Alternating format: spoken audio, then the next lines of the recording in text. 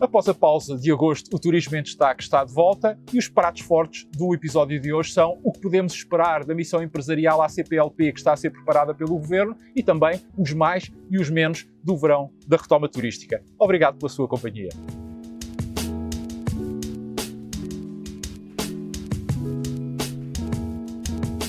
O verão ainda não acabou, mas creio que podemos desde já fazer um primeiro balanço sobre aquilo que de mais positivo, de mais negativo ou que ainda está indefinido relativamente à última época alta deste ano turístico de 2022. E começando naturalmente pelas boas notícias, e tal como consta da pergunta, vale desde logo destacar a retoma da atividade turística. E essa retoma foi de facto uma retoma em força. E deveu-se muito à ânsia que as pessoas sentiam por viajar, à necessidade de voltarem a socializar e até de alguma forma em recuperarem os 2 anos que esta malfadada pandemia no fundo nos fez perder. Estes 3 aspectos acabaram por se sobrepor a todos os outros e fizeram com que os consumidores de alguma forma não desmobilizassem, apesar de termos guerra na Europa, apesar de estarmos com níveis de inflação nunca vistos e um consequente aumento do custo de vida, das taxas de juros estarem a subir e, portanto, afetarem os empréstimos que individualmente toda a gente tem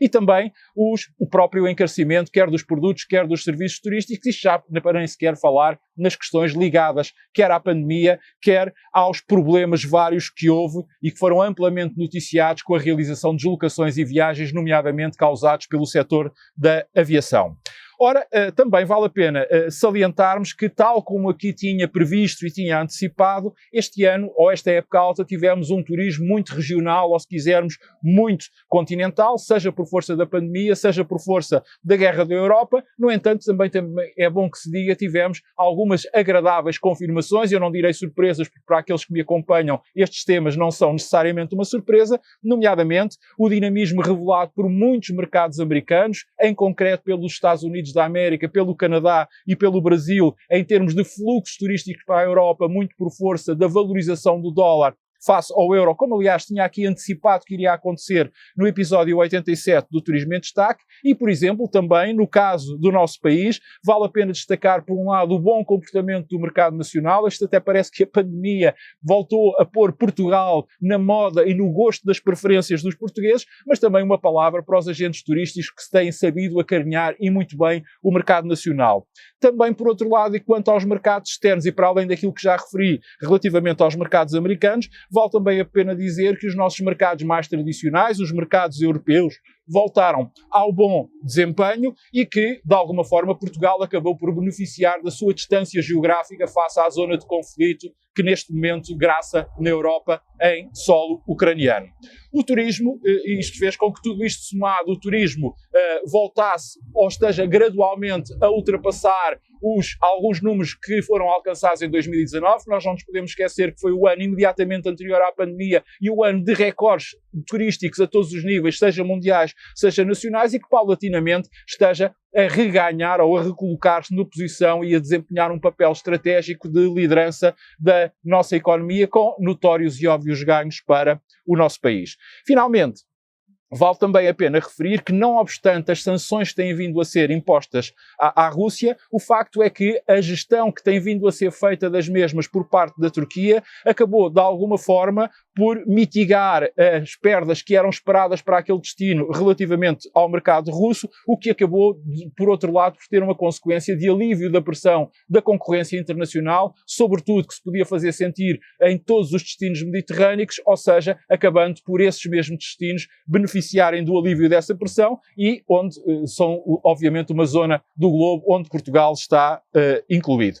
Do lado das notícias menos positivas, ou se quisermos mesmo das más notícias, deve-se começar por referir a inevitável perda do poder de compra que já se está a fazer sentir e que, quanto a mim, e de acordo com todas as previsões, ainda se vai agravar mais, sobretudo com impactos no último trimestre deste ano, que vão levar a um arrefecimento da economia europeia com consequências naturais e de abrandamento na atividade económica do turismo, mas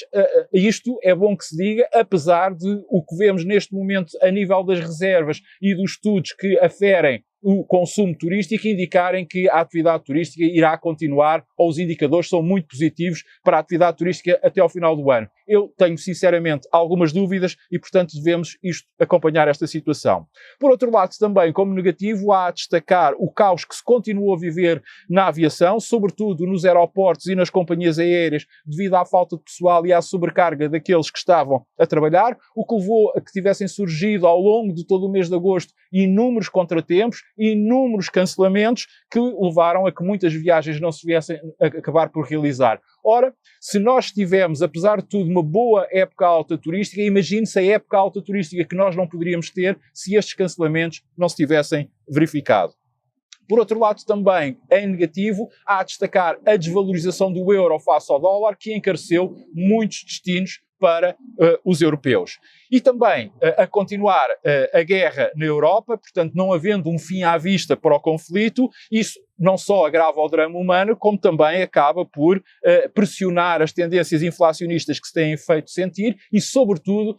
está a fazer com que cada vez mais se agravem os custos energéticos, o que deixa antever um outono e um inverno extremamente rigorosos, e quando digo rigorosos não digo apenas e tão só do ponto de vista climático, mas também económico. Para além disso, nós não nos podemos esquecer que outro aspecto negativo também tem sido o facto de os números da pandemia, das infecções por Covid-19 em todo o mundo continuarem extremamente elevados, isto mesmo nos países, tal como acontece connosco, em que o acesso às vacinas é relativamente fácil. Digna ainda de menção também é a falta de trabalhadores que tem afetado um pouco por todo o mundo a atividade turística nesta época alta e que, no caso concreto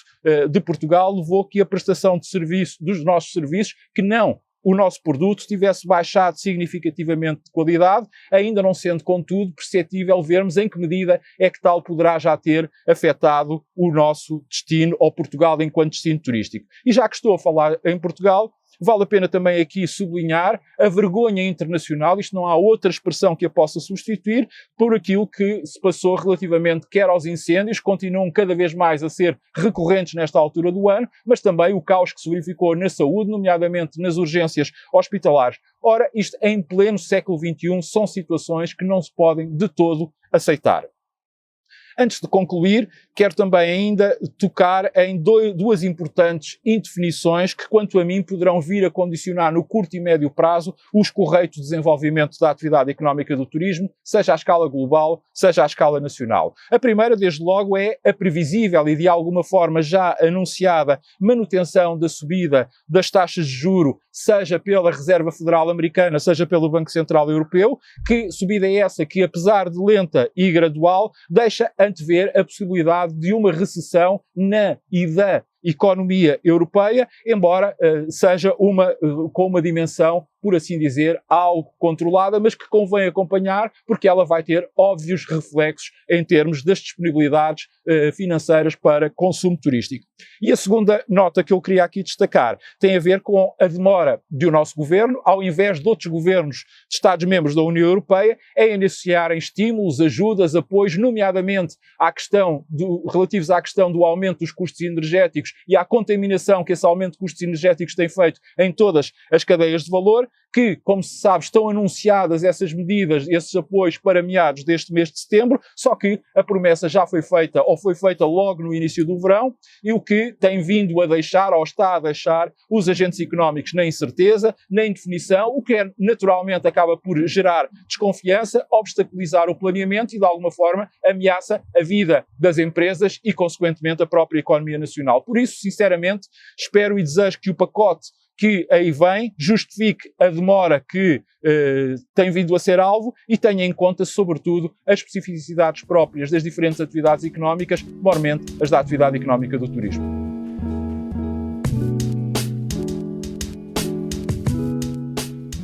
Esta trata-se, de facto, de uma excelente pergunta que, quanto a mim, traduz a ambiguidade desta decisão que já foi anunciada pelo Governo em promover uma missão empresarial aos PALOPs, isto na sequência dos acordos de livre circulação assinados há pouco mais de um ano no âmbito da Comunidade de Países de Língua Portuguesa e também da legislação que foi aprovada na última semana de julho de facilitação da imigração temporária para quem queira vir trabalhar a Portugal e seja oriundo de um Estado-membro daquela organização. Situação essa que, aliás, tive a oportunidade de aqui analisar no último episódio do Turismo em Destaque, antes da pausa de agosto, e que agora vai entrar em vigor a partir do próximo dia 24 de setembro. E porque é que esta missão empresarial, conforme é referido na pergunta, pode ser útil ou pode ser inútil? Bem, eu desde já quero deixar aqui uma nota prévia para dizer que uma boa ideia, se mal posta em prática, pode deitar a perder todos os benefícios, todos os efeitos positivos, todas as boas intenções que tiveram na sua gênese, ou se quisermos, tiveram na sua origem.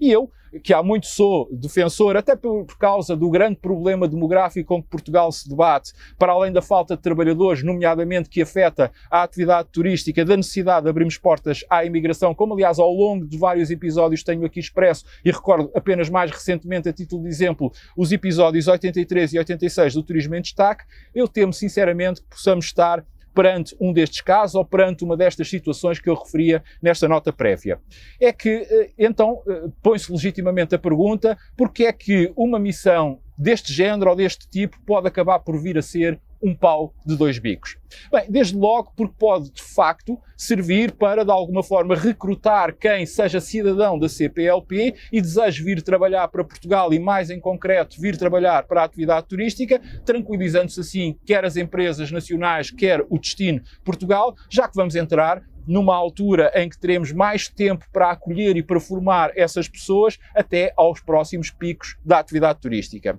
Só que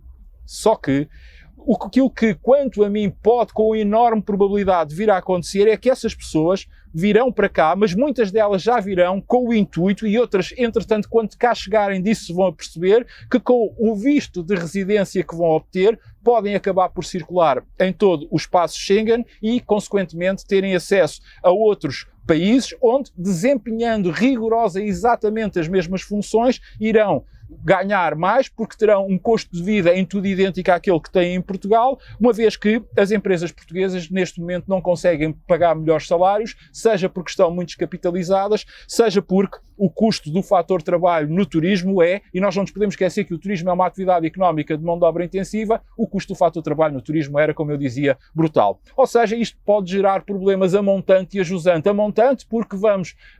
para a CPLP ter algumas reações negativas, uma vez que essa missão empresarial vai recrutar trabalhadores e, portanto, vai retirar talento a esses países. Há alguns deles que vivem muito também da atividade turística, veja-se, por exemplo, o caso de Cabo Verde, e, portanto, que vão abdicar desse talento, mas depois também temos nós aqui um problema em Portugal, é que não vamos conseguir fixar esses trabalhadores, uma vez que eles vêm para cá e depois fazem do nosso país porta de passagem para outros países do espaço Schengen. Ou seja, em conclusão, aqui fica este alerta, porque se esta questão, quanto a mim, não for resolvida, o tiro pode sair-nos pela culatra. Já sabe, ficamos com o encontro marcado para a semana. Boas férias ou bom trabalho, consoante for o caso. Lembre-se que continuamos em pandemia e que, se para manter a par daquilo que mais importante acontece no turismo, pode subscrever gratuitamente um dos meus canais.